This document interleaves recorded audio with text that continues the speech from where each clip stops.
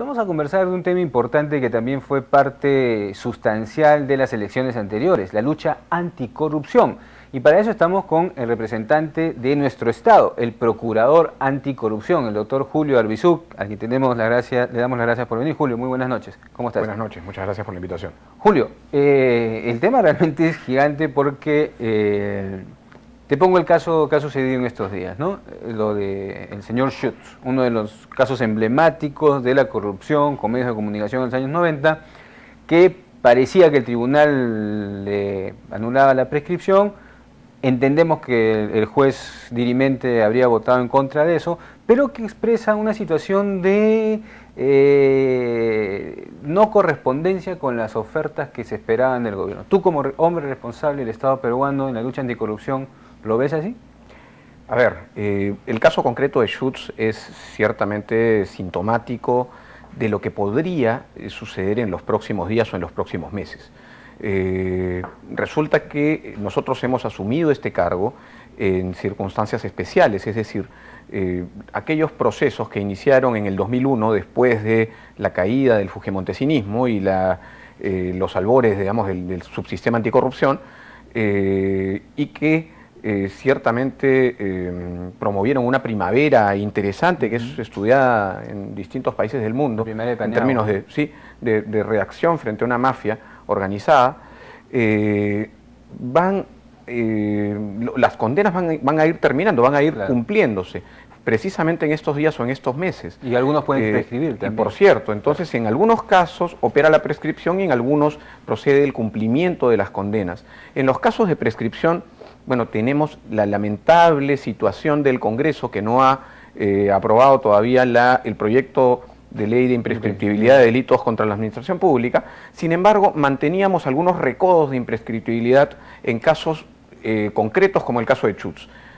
Claro, ¿por qué con Schutz no prescribía la cuestión? No prescribía por la sencilla razón de que Schutz es un prófugo de la justicia, fue declarado reo contumaz una vez que esto sucedió, tiene un proceso abierto, es imposible extraditarlo por una serie de requisitos que no se han cumplido, requisitos que tampoco se cumplen en algunos otros procesados que están amparados en esos mismos tecnicismos. Entonces, respecto de ellos, lo que hizo la Procuraduría en su momento fue solicitar que se les declare reos contumaces, y el efecto de esa contumacia era la suspensión del plazo de prescripción, es decir, en esos casos el delito que habían cometido no prescribía, era imprescriptible. Lo que había inicialmente sostenido el fallo del Tribunal Constitucional es que esa suspensión no operaba en el caso de Schutz particularmente.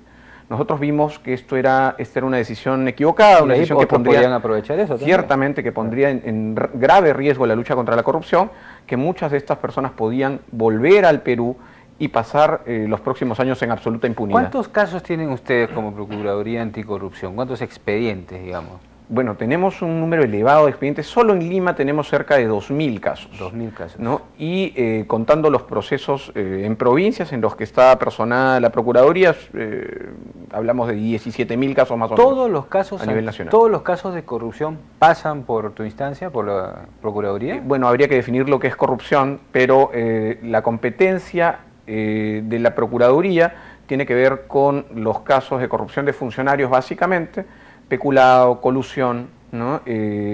No así algunos delitos contra la administración pública que no tienen que ver con estos casos. ¿Y tienes casos de esta primavera, de la época de Toledo y de la época de Alan García? Así es. ¿Y de este gobierno? ¿Tienen alguno ya? Bueno, tenemos varios casos que han iniciado con este gobierno. Constantemente tenemos casos nuevos que vamos recibiendo de las instituciones públicas o que vamos promoviendo nosotros mediante investigaciones que inician preliminarmente en la misma Procuraduría y que nosotros ponemos en conocimiento del Ministerio Público. Tenemos ciertamente casos del gobierno de Fujimori en adelante. Ahora, tú con otros funcionarios del Estado han sido víctimas, desde mi punto de vista, de una campaña de desprestigio, ¿no? Encabezada justamente por los aliados de la mafia de Fujimori, el diario Correo, etcétera. Pero también desde fuera se podría percibir que lo que el presidente en la campaña habló de honestidad para hacer la diferencia, apoyo a la lucha contra la corrupción, no está teniendo el empuje necesario desde el alto nivel. Y eso entonces hace que aparezcas tú un poco solo, digamos, frente a todos estos monstruos mediáticos, etcétera. ¿Tú cómo asumes esta situación? A ver, nosotros tratamos de hacer el trabajo que nos corresponde, y a nosotros nos corresponde la dimensión punitiva de la lucha contra la corrupción. Es decir, nuestra tarea está concentrada básicamente en el castigo a los culpables y en la recuperación del dinero que estos culpables han robado o han quitado de las arcas del Estado. La dimensión preventiva, creo yo, debería formar parte de un plan integral. Las instituciones, entiendo yo, deberían promover una serie de planes que puedan aterrizar en medidas concretas y que puedan dar lugar a que los índices de corrupción en sus sectores disminuyan cada vez más. Nosotros ingresamos a esta función y encontramos una situación pavorosa. No solamente por el nivel de desorganización que tenía la Procuraduría, que parecía había sido puesta en esa situación voluntariamente, adrede, sin duda, sino porque además el nivel de información que tenía la Procuraduría era absolutamente precario, por no decir nulo. No teníamos, por ejemplo, un número cierto de procesados, no teníamos un número cierto de delitos que estos procesados habían cometido, no sabíamos cuál era la situación jurídica de estos procesados. Lo que quiero decir es que nosotros ahora, en los meses que llevamos en el cargo, lo primero que hemos hecho, sin desatender, por supuesto, la función propiamente de litigio y recuperación de activos, ha sido ordenar estas cifras, y hoy sabemos, por ejemplo, que la mayor parte de los delitos en los que es competente la Procuraduría Anticorrupción tienen que ver con delitos de colusión y peculado. Es decir, estos delitos están además concentrados mayoritariamente en los ministerios, en los ministerios y en las instituciones del Ejecutivo. Colusión y peculado se llevan la plata. Y esto es muy interesante porque nos da cuenta, el peculado tiene que ver con la administración de fondos públicos.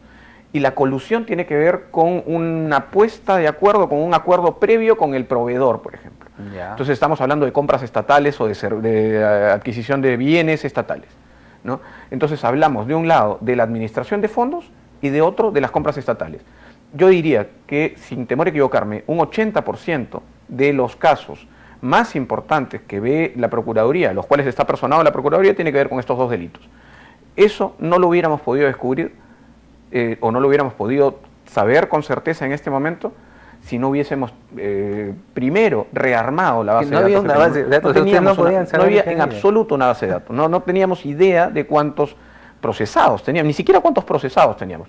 Imagínate tú, eso no nos daba luces ni siquiera respecto de cuántos de esos procesados habían pagado qué cantidad de reparaciones civiles, o cuántos de esos condenados, ¿no es cierto?, habían sido efectivamente condenados al pago de determinados montos de reparación civil y cuánto habían pagado. ¿Cómo se puede luchar contra la corrupción? La corrupción ha sido ciertamente, y a nivel de la Procuraduría lo ha sido en los años previos, nada más que un discurso vacío, un discurso sin contenido. Ahora, por ejemplo, se me viene a la cabeza, en relación a la competencia que ustedes tienen, el caso Acuña, por ejemplo, que tiene que ver, son fondos estatales de un gobierno regional. ¿Va a pasar por ustedes o ustedes van a tomar la iniciativa? ¿Cómo es ese procedimiento y específicamente si ese caso va a llegar a ustedes, por ejemplo? Ya llegó, de hecho. Ya lo tienen. El procurador de La Libertad está personado a la investigación. ¿El procurador del gobierno regional o del ministerio? No. Del ministerio. El procurador anticorrupción, el representante de la Procuraduría. Ya. La Procuraduría tiene competencia a nivel nacional. Los procuradores son procuradores adjuntos del Procurador Público especializado en delitos de corrupción, y hay además representantes de la Procuraduría en cada una de las regiones. Entonces, esto funciona, digamos, cada una de estas personas responde al procurador regional descentralizado, y los procuradores descentralizados deberían responder al Procurador Público especializado en delitos de corrupción. Nosotros estamos ya personados a la investigación y estamos esperando que se lleven a cabo todas las diligencias que ha programado el Ministerio Público. Ahora, tú has hecho énfasis en esta entrevista al asunto de la recuperación de activos, ¿no es cierto? Que que debe ser bien complicada, ¿no? Porque se llevan la plata y de ahí sabe Dios qué harán. Pero, ¿cómo va eso? En este periodo, en este gobierno, ¿se ha recuperado alguna cantidad importante de activos o no? Yo te quiero mencionar, a ver, son dos dimensiones. La recuperación tiene que ver primero con la recuperación o indemnización por el daño infligido al Estado, es decir... O sea, lo que viene en la sentencia. Exacto, ¿no? Con lo que viene con la sentencia, lo que llamamos reparación civil, ¿no? La reparación civil tiene que ver con esa reparación del daño causado al Estado con el delito cometido. Y por otro lado, la recuperación de activos tiene que ver con la recuperación de esos bienes o dinero producto del delito, ¿no? Son dos cosas diferentes. Nosotros encontramos el trabajo en los años previos de la Procuraduría en este ámbito de nuestra competencia absolutamente venido a menos. No había, como te digo, ninguna base de datos que nos diera cuenta de cuánto se le debía al Estado. No había una base de datos cierta que nos dijera cuánto dinero está congelado en cuentas del extranjero. Entonces hemos tenido que reconstruir la información, casi hacer historia, casi hacer arqueología dentro de lo que teníamos en los archivos. Y lo hemos hecho, lo hemos conseguido. Las reparaciones civiles, por ejemplo, funcionaban casi por default. Te digo, había un promedio de cobro mensual de 60 o 70 mil soles mensuales, cosa que es una cantidad mínima frente a las reparaciones impuestas en los primeros años del 2000, a los montos impuestos, que eran montos altísimos, que no se han pagado en su gran mayoría. Nosotros hemos elevado esa cifra de 60 o 70 mil soles mensuales a 130 mil más o menos en este momento. En mayo, así es. Sí, con un discurso severo, con algunas medidas concretas. Por ejemplo, se aprobó el Decreto Supremo 03-2012-JUS, que sujeta la posibilidad de la concesión de beneficios penitenciarios al pago del íntegro de la reparación civil, claro, o el mensaje de declarar los muertos civiles, que no es otra cosa que ingresarlos a Indecopi para declararlos insolventes, a estos que no pagan y que dicen no tener dinero para pagar. Bueno, si no tienen dinero, entonces los declaramos insolventes y no tienen derecho a cobrar cheques, a pedir préstamos, ¿no? Dime, Julio, este tipo de cosas. ¿Qué necesitarían ustedes legislativamente desde el Congreso? Una cosa es el apoyo político, pero legislativamente para funcionar mejor, ¿qué necesitarían? Tú que has estado ahí ya unos meses. Sí, una de las cosas, de las medidas fundamentales que esperamos nosotros, y no solamente nosotros, sino entiendo yo el país entero, la sociedad, es que se apruebe el proyecto de ley de imprescriptibilidad de delitos de corrupción. Esto es una demanda urgente y el Congreso debería tomar cuenta de lo que está ocurriendo. Yo decía al inicio, hay muchos procesos que van a ir prescribiendo en estos días, en estos meses, y no queremos tener libres de culpa a quienes fueron procesados por causar grave daño a la administración pública, ¿no? Esa es la ley de imprescriptibilidad que está ahí en el mando del Congreso. ¿Alguna otra medida necesitan ustedes? Bueno, hay una serie de medidas que están en el Congreso. A nosotros nos pareció sumamente interesante el proyecto del doctor San Martín, por ejemplo, para hacerse cargo de una vez por todas de la corrupción judicial, que ha recibido una serie de críticas que a mi criterio son absolutamente infundadas. No hace falta sino ver de quiénes vienen para saber probablemente cuáles sean las razones de esas críticas. Pero iniciativas como esa, a nivel de distintas instituciones públicas, a nosotros nos alientan a seguir, nos dan cuenta de que hay posibilidades de encontrar un mejor escenario. Nosotros vamos a seguir en lo nuestro, ¿no?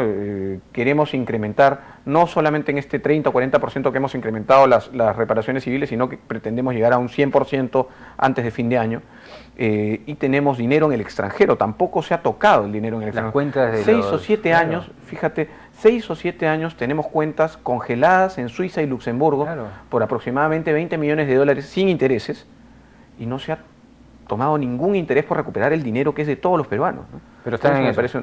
Estamos en eso sin duda, hemos hecho ya algunas gestiones directamente con algunas autoridades de estos países que antaño fueron paraísos fiscales, y estamos, yo creo que en unos meses más podemos tener ese dinero con nosotros. Muy bien, Julio Arbizu, procurador anticorrupción del Estado peruano, un hombre clave realmente en la lucha anticorrupción, que ha sufrido campañas de desprestigio y la sigue sufriendo, ¿no? Cada vez que sale un caso en el que tú pones los puntos sobre las sillas, se te van encima. Te agradecemos tu presencia, Julio, y esperemos que más adelante podamos tener mejores noticias. Muy buenas noches. Muchas gracias. Ha sido